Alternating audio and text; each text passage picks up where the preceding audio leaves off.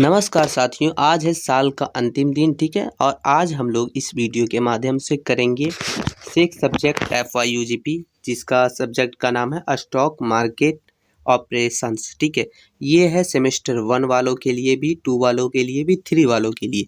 कहने का मतलब ये है कि अगर आप सेमेस्टर 1 में पढ़े थे, 2 में अलग पढ़ना है, 3 में अलग पढ़ना है, यानी तीनों सेमेस्टर के लिए सेम सिलेबस है। तो आप कोई भी सेमेस्टर में है तीनों में से, लेकिन आपने अगर ये सब्जेक्ट रखा है तो आपके लिए ये इम्पॉर्टेंट वीडियो है। ठीक है, इस वीडियो में हम लोग जो है इसका जितने भी इम्पॉर्टेंट क्वेश्चन है सब देखेंगे। ठीक है, तो चलिए शुरू करते हैं वीडियो को। इसका PDF वगैरह आपको हमारे टेलीग्राम चैनल पर मिल जाता है, तो वहाँ से जाके आप ज्वाइन हो जाइए ताकि PDF वगैरह बिल्कुल फ्री में मिल सके। डिस्क्रिप्शन में लिंक है। ठीक है दोस्तों, और चलिए शुरू करते हैं। तो पहला क्वेश्चन हो जाता है दोस्तों कि प्रतिभूतियों से आप क्या समझते हैं, विभिन्न प्रकार की प्रतिभूतियों पर चर्चा करें। तो ये मोस्ट इंपॉर्टेंट क्वेश्चन है, सबसे पहला क्वेश्चन है। ठीक है, दूसरा हो जाता है दोस्तों कि प्रतिभूतियों की विभिन्न अवधारणा को स्पष्ट कीजिए। ये आप लोग का क्वेश्चन नंबर दूसरा। अब चलिए दोस्तों हम लोग देखते हैं क्वेश्चन नंबर तीसरा क्या है। क्वेश्चन नंबर तीसरा हो जाता है कि भारत में प्रतिभूति बाजार के विकास की विवेचना कीजिए या फिर विकास के चरण की विवेचना कीजिए, ऐसा भी पूछा जा सकता है। ठीक है, तो ये चीज़ आप ध्यान रखिएगा। अब हम लोग देखेंगे दोस्तों क्वेश्चन नंबर चौथा हम लोग का हो जाता है कि प्राथमिक बाजार के कार्य एवं महत्व की व्याख्या कीजिए। यानी कि प्राथमिक बाजार जो होता है उसका क्या क्या काम है, उसका क्या महत्व है, ये चीज़ दोनों आपको एक एक करके लिखना है। अब हम लोग पांचवा क्वेश्चन हो जाता है, ये भी इम्पोर्टेंट है। बोल रहा है संकल्पना क्या है, इसके कार्य एवं महत्व का वर्णन कीजिए। यानी संकल्पना क्या होता है, इसका काम क्या है, इसका महत्व क्या है, ये सब चीज़ आपको लिखना है साथियों। अब हम लोग देखेंगे दोस्तों क्वेश्चन नंबर छठा की तरफ। तो क्वेश्चन नंबर छठा जो है हम लोग का बोल रहा है कि पूंजी बाजार में नए निर्गम बाजार की अवधारणा की व्याख्या करें, इसके प्राथमिक कार्य क्या है। यानी आखिर जो है नए निर्गम बाजार, उसकी अवधारणा क्या है, उसके बारे में लिखना है। साथ ही साथ इसका प्राथमिक कार्य क्या है, यानी कि इसका क्या काम है, ये चीज़। ठीक है, चलिए दोस्तों आगे चलेंगे हम लोग क्वेश्चन नंबर सातवां की तरफ। तो क्वेश्चन नंबर सातवां हो जाता है कि मूल्य निर्धारण क्या है, इसके उद्देश्यों और विपणन मिश्रण में महत्व पर चर्चा कीजिए या फिर करें। तो ये आप लोग का क्वेश्चन है दोस्तों। ठीक है, अब हम लोग का जो आठवां क्वेश्चन है दोस्तों, वो एक मोस्ट इम्पॉर्टेंट क्वेश्चन है जो आप लोग को आने के चांसेस बहुत ज़्यादा हो जाता है। ठीक है, बोल रहा है कि सेबी क्या है। सेबी क्या है, इसके कार्य, उद्देश्य और प्रतिभूति बाजार पर इसका प्रभाव की विवेचना कीजिए। यानी कि सेबी क्या होता है, इसका काम क्या है, इसका उद्देश्य क्या है और प्रतिभूति बाजार पर इसका क्या प्रभाव पड़ता है। तो ये सारे चीज़ आपको कंप्लीट रखना है, क्योंकि ये ऐसा क्वेश्चन एक आने की चांसेस बहुत ज़्यादा हो जाती है। ठीक है, और दोस्तों देखिए बहुत सारा कन्फ्यूजन है आप लोग का कि हिंदी में आएगा इंग्लिश में। क्वेश्चन जो है सेक हो या MDC हो, ये जितने भी हैं सबका क्वेश्चन जो है हिंदी इंग्लिश दोनों में रहता है। तो आप लोग कंफ्यूज मत होइए, आपको जिसमें तैयारी करना है हिंदी में करना, हिंदी में कीजिए, इंग्लिश में करना है इंग्लिश में कीजिए। ठीक है, कोई दिक्कत ना है। चलिए आगे हम लोग देखते हैं क्वेश्चन नंबर 9।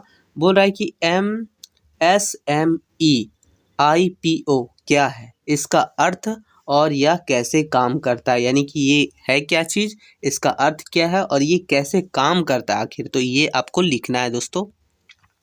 अब दोस्तों हम लोग क्वेश्चन नंबर 10वां देखेंगे। बोला है तृतीयक बाजार किसे कहते हैं, इसके कार्य एवं महत्व का वर्णन कीजिए। तो ये चीज़ आपका है।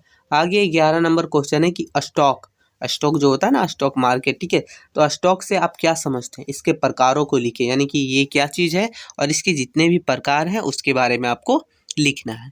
अब हम लोग का क्वेश्चन नंबर 12 है दोस्तों। बोल रहा है कि स्टॉक एक्सचेंज से आप क्या समझते हैं। यानी एक्सचेंज यानी बदला जाता है उस समय। ठीक है, इसके आर्थिक कार्य की व्याख्या कीजिए। तो ये आप लोग का क्वेश्चन नंबर 12वां है। देखिए जितने भी क्वेश्चन लिए गए हैं सब आपके सिलेबस से लिए गए हैं और जो इम्पोर्टेंट है वही लिए गए हैं। ठीक है, तो ये चीज़ आप जरूर कंप्लीट कर लीजिएगा।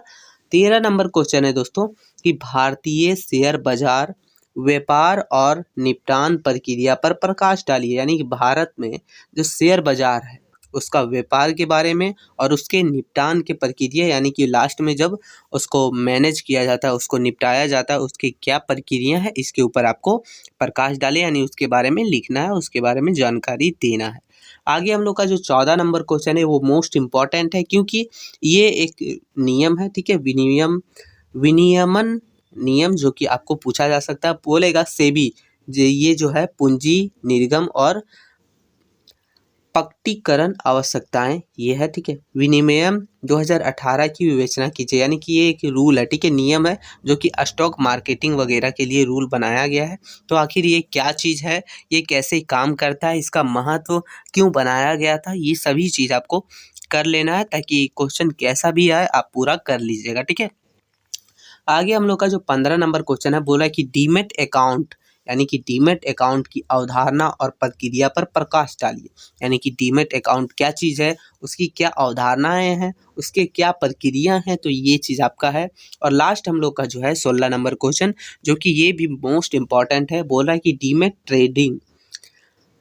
ट्रेडिंग का दिशा निर्देश, यानी कि जब डीमेट ट्रेडिंग करते हैं तो उसके लिए बहुत सारा दिशा निर्देश होता है, बहुत सारा टर्म एंड कंडीशन होता है, वो क्या चीज़ है, और साथ ही साथ इसका प्रक्रिया, डीमेट ट्रेनिंग करने का प्रक्रिया जो है उसके ऊपर, ये दोनों चीज़ के ऊपर आपको ध्यान देना है, यानी कि प्रकाश डालिए, यानी कि दोनों के बारे में लिखना है। तो ये हम लोग का टोटल 16 नंबर क्वेश्चन है दोस्तों, यानी कि टोटल 16 क्वेश्चन हम लोग लिए हैं, ये आप कर लीजिएगा। तो आपका जो 7 क्वेश्चन आएंगे एग्जाम में, यानी कि एग्जाम में जो टोटल 15 नंबर वाला 7 क्वेश्चन पूछते हैं, जिसमें से 4 का ही आंसर देना रहता है, तो ये आप लोग का इसी में से आ जाएगा, ठीक है। इसका PDF आपको कैसे डाउनलोड करना है, टेलीग्राम चैनल का लिंक है, जाइए डाउनलोड कर लीजिएगा, ठीक है दोस्तों।